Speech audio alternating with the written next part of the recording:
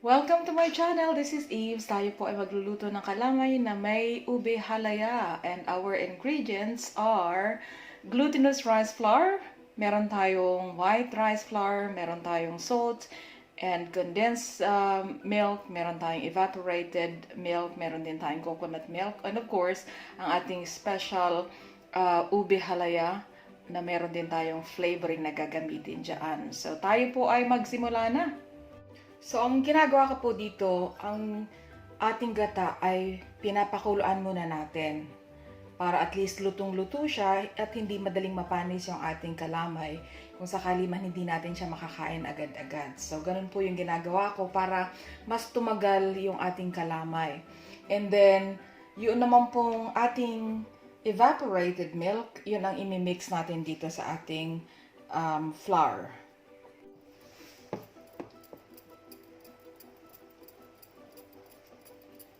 Pagkatapos pong ilagay ninyo yung inyong asin, lagay nyo naman yung inyong condensed milk. Para habang naluluto yung gata, nagmi-mix din ng maayos yung ating asin at saka yung ating condensed milk. Pag okay na po yung consistency ng inyong flour tsaka ng inyong evaporated milk, pwede nyo nang lagyan ng food coloring ang inyong mixture.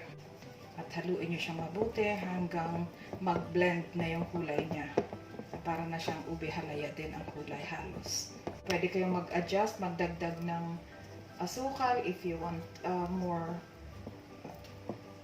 sweetness. So pag nalagay nyo na po, kailangan ito na ngayon ang trabaho natin. Kailangan nyo siyang haluin ng haluin hanggang sa mag-thicken ang ating gata. Medyo matagal po ang haluan nito kasi kailangan natin talagang continuously ang halo natin para hindi magdikit sa kawali ang ating kalamay. So tuloy-tuloy lang po at maya-maya ay makikita natin yung consistency na gusto natin para sa ating kalamay. Kung mapapansin niyo, hindi ko pa nilalagay yung ating ube halaya kasi yung ube halaya luto na po yun. So ilalagay na lang natin siya pag luto na din itong ating kalamay. So, after 30 minutes po ng continuous lang na paghalo, ganito na yung consistency niya. Tapos, pwede nyo na ngayon i-mix yung inyong ube halaya. So, ganun po ang gagawin natin dito. Maglalagay tayo ng isang cup na ube halaya. Natin ang hahaluin ito. Hanggang mag-mix na sila ng mabuti. Halo lang po ng halo para hindi magdikit yung ating ube tsaka yung ating kalamay sa kawali. So tuloy lang po ang paghalo. Matagal ito. Ito yung tinatawag nating labor of love. Kapag tayo ay magsiserve ng kalamay na may ube halaya sa ating mga guests or sa handaan. Matagal-tagal po ang proseso. So, I suggest kung kayo ay gagawa nito, siguro kung bukas ang handaan, dapat ngayon pa lang, gawin nyo na po ito. Tsaka mas masarap din ito kapag malamig. Pwede ka pong mag-toppings dito ng coconut, desiccated coconut. Pwede rin kayo maglagay ng latik. O kaya naman, yung iba, ginagawa nila, nilalagyan nila ng dinurog na mani para may contrast ng konti at tapos may texture pag kinakain nyo siya. At makikita nyo walang dumidikit sa ilalim ng ating kawali. So, pwede na po natin siyang ilagay dito sa ating mold.